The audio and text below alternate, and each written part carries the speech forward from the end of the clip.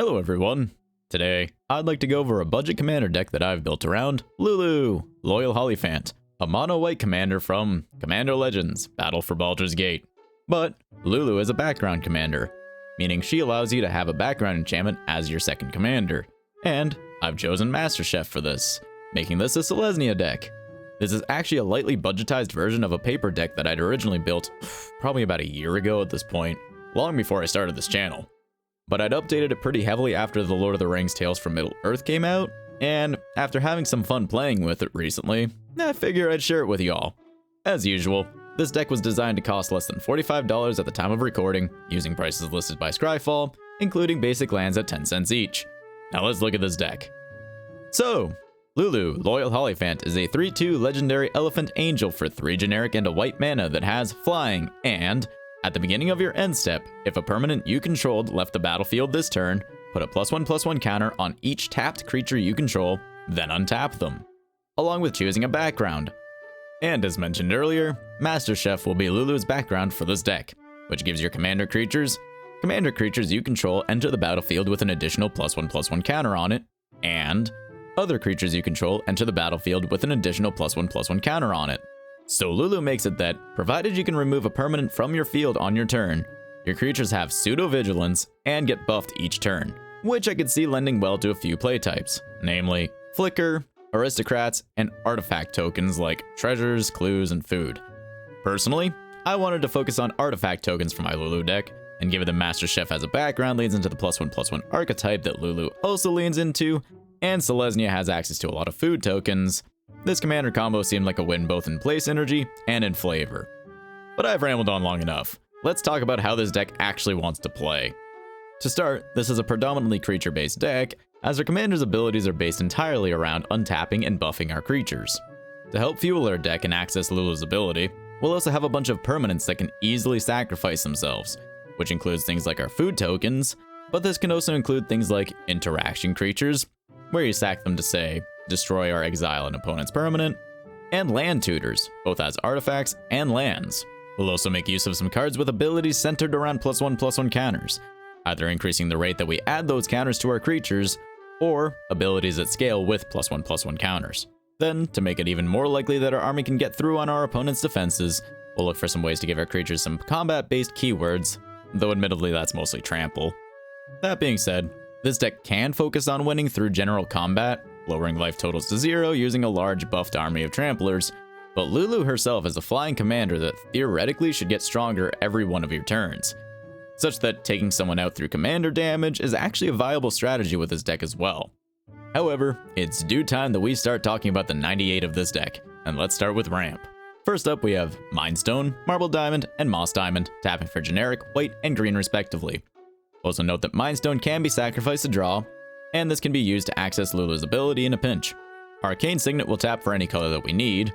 We also have some mana dorks with Fyndhorn Elves and Llanowar Elves, which tap for green, Avacyn's Pilgrim, which taps for white, and we also have Gyre Sage, which has Evolve, where it gains a +1/+1 counter whenever a creature with greater power or toughness than Gyre Sage enters the battlefield under your control, and then Gyre Sage taps for 1 green mana for each +1/+1 counter on it. Finally, we have some land-based ramp. Wayfarer's Bauble and Font of Fertility are permanents that can be sacrificed, enabling Lulu's ability, and let you tutor a basic land onto the battlefield tapped. Rampant Growth does the same as a sorcery, and Cultivate lets you tutor 2 basic lands, which you reveal, put one into your hand, and the other onto the battlefield tapped. Now that we've gone through our ramp, let's go over the spells that will give us some food tokens that we can use to fuel Lulu's ability. First up are a couple of non-permanents with Many Partings, a sorcery that lets you tutor a basic land, which you reveal and put into your hand, while making a food token, and Stew the Conies, a bit of interaction as an instant that has a creature you control deal damage equal to its power to a creature you don't control, and then you make a food token.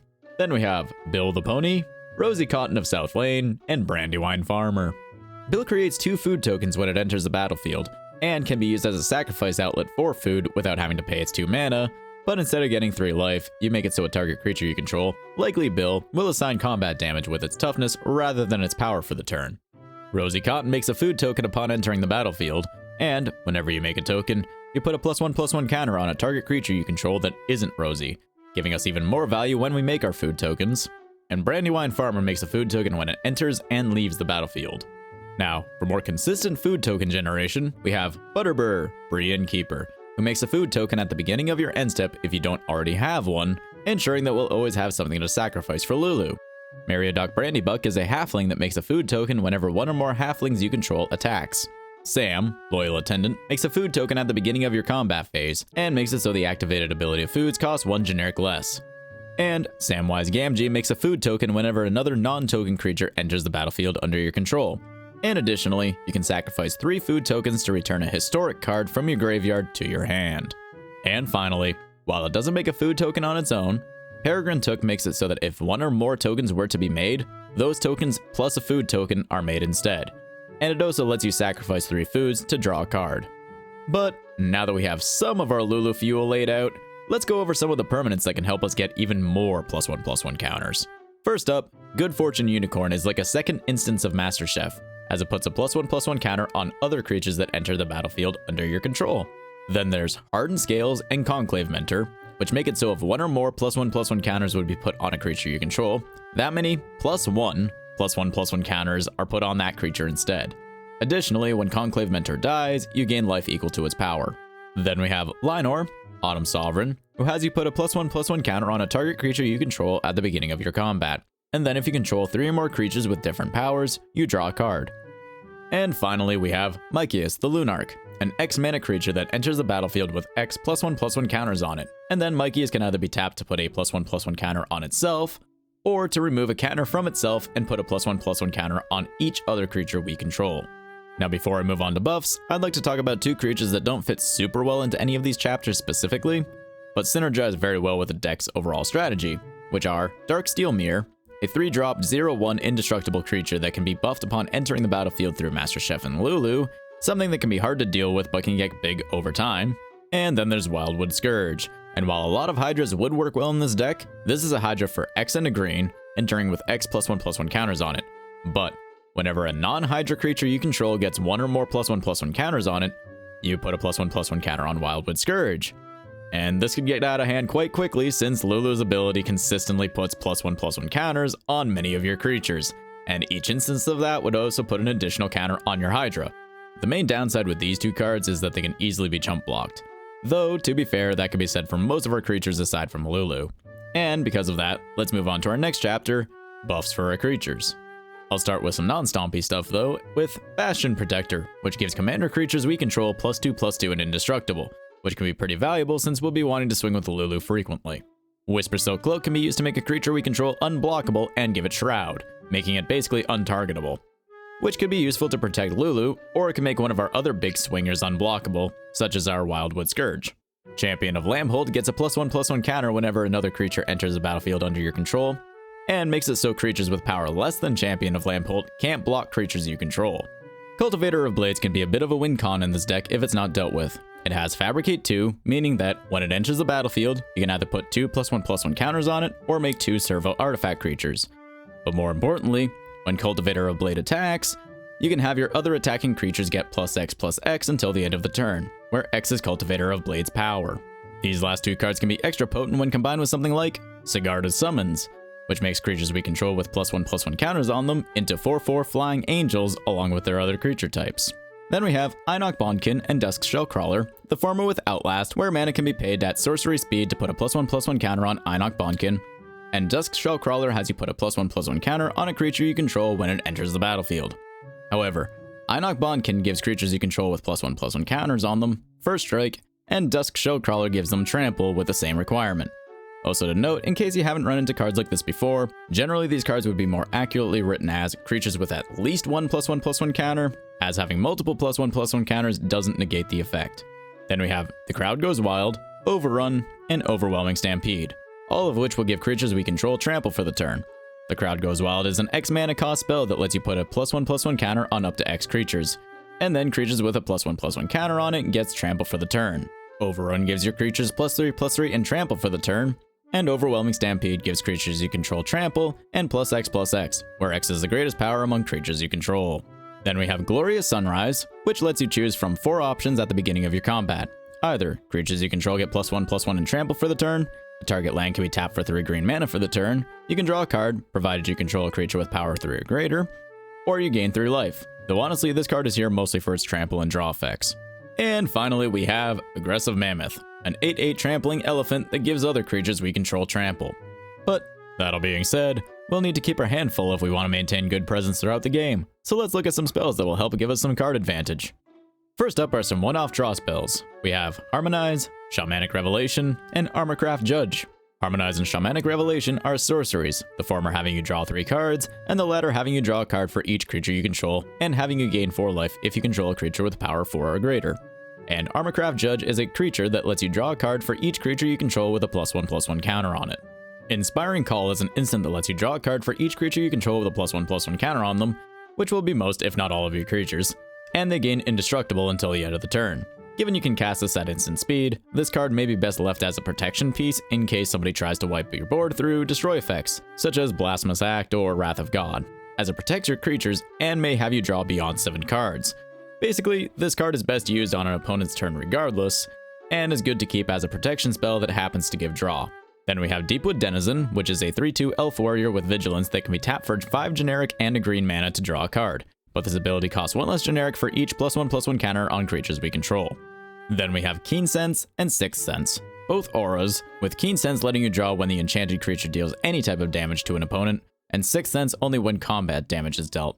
Lifecrafter's Bestiary lets you scry at the beginning of your upkeep, so before your draw step, and whenever you cast a creature, you may pay an additional green mana to draw a card. Then Colossal Majesty lets you draw a card at the beginning of your upkeep if you control a creature with power 4 or greater, which should be a pretty easy hurdle for us to cross in this deck, as theoretically our commander should enter the battlefield as a 4/3 with her additional counter. And then finally we have the World Spell, a saga enchantment with read ahead, meaning you can choose the chapter you start with. The first 2 chapters have you look at the top 7 cards of your library, of which you can reveal a non-saga permanent card, put it in your hand, and then put the rest onto the bottom of your library in a random order. And then the final chapter lets you put 2 non-saga permanent cards from your hand onto the battlefield. Now, let's move on to the spells that we can use to interact with what our opponents are doing.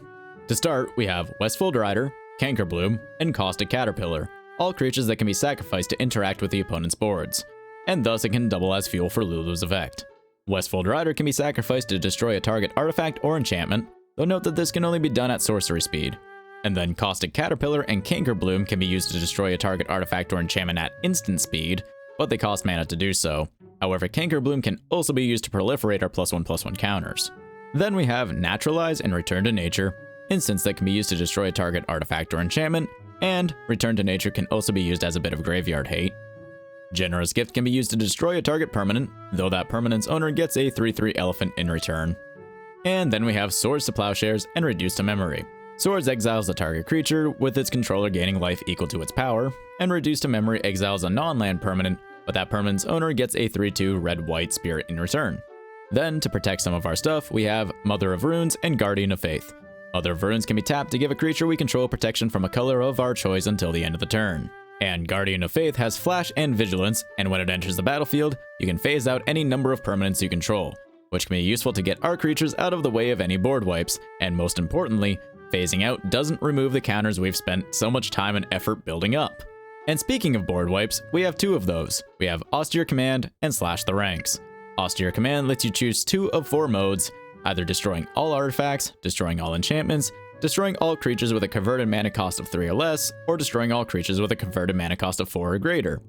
And Slash the Ranks destroys all non-commander creatures and planeswalkers. And given Lulu can reasonably be used to take people out with her evasive commander damage, Slash the Ranks may hurt us, but it will likely leave us in a stronger position than our opponents. It also removes permanents we control, so it would actually activate Lulu's ability. That all being said, as we've gone through all the spells in this deck, let's look at our land base. To start, we have a bunch of lands that can easily be sacrificed, giving us more options for accessing Lulu's ability. First up are Evolving Wilds and Terramorphic Expanse, which can get sacked to tutor a basic land onto the battlefield tapped, but they themselves don't tap for any mana. Then we have Shire Terrace, Bant Panorama, and Naya Panorama, all entering the battlefield untapped and tapping for generic mana, and they can be sacked to, in this deck, tutor a basic plains or forest onto the battlefield tapped. Then finally for our sacrificable lands, we have Krosan Verge and Myriad Landscape. Both enter the battlefield tapped, tap for generic, and can be sacrificed to tutor 2 lands onto the battlefield tapped. Krosan Verge specifies a forest and a plains, but not necessarily basic, and Myriad Landscape wants 2 basics of the same type. We also have 2 bounce lands with Guildless Commons and Selesnya Sanctuary, the former tapping for 2 generic, and the latter a white and a green.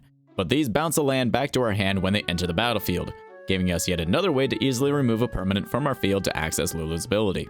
There's also Gingerbread Cabin, which enters the battlefield untapped if you control 3 or more other forests, and more importantly, it makes a food token if it enters the battlefield untapped, so more permanents to sacrifice. Then we have some dual tapped lands with Temple of Plenty, a Scry land, Blossoming Sands, a life gain land, and Radiant Grove, a typed dual tapped land. Then we have Minas Tirith and the Shire, lands that enter the battlefield untapped if you control a legendary creature, and tap for white and green respectively. Minas Tirith can also be used to draw provided you've attacked with 2 or more creatures in a turn, and the Shire can be used to access more food tokens. Then there's Opal Palace, which taps for generic, and it can be used as a prism to convert mana color, but if that prism mana is used to cast your commander, it enters the battlefield with additional +1/+1 counters on it equal to the number of times it's been cast from the command zone that game. We also have Gavany Township, which for 2 generic, a white and a green can be tapped to put a +1/+1 counter on each creature we control, and Rogue's Passage, which for 4 mana can make a creature unblockable for the turn. And finally, we'll fill the rest of our deck with 10 forests and 7 plains, as we have a bit of a lean towards green mana pips in this deck. But now that we've gone through all of the cards in this deck, let's look at that price. And as you can see, as of recording, this deck costs about $42.50, including the cost of basic lands at 10 cents each, though this wouldn't include the cost of shipping, taxes, and the like. That all being said, I'd like to go over a few upgrades, which really are just the cards that I subbed out to budgetize my paper deck for the channel. First up is Haywire Might, a 1-mana artifact that can be sacrificed for a green mana to exile a target non-creature artifact or enchantment, and you gain 2 life when it dies. Great interaction on a permanent. For some extra draw, I have Dawn of a New Age, which gets a hope counter for each creature you control, and then you remove a hope counter at the start of your end step and draw a card. And finally, I have Damning Verdict instead of Austere Command. As for this deck, it's almost guaranteed to be a one-sided board wipe, leaving your entire battlefield untouched. Regardless, if you'd like to build, adapt, upgrade, or play with this deck, the link, as always, is in the description down below. If you liked the video, consider giving it a like, and if you'd like more budget commander decks, consider dropping a sub. Thank you for watching, and I'll see you in the next one.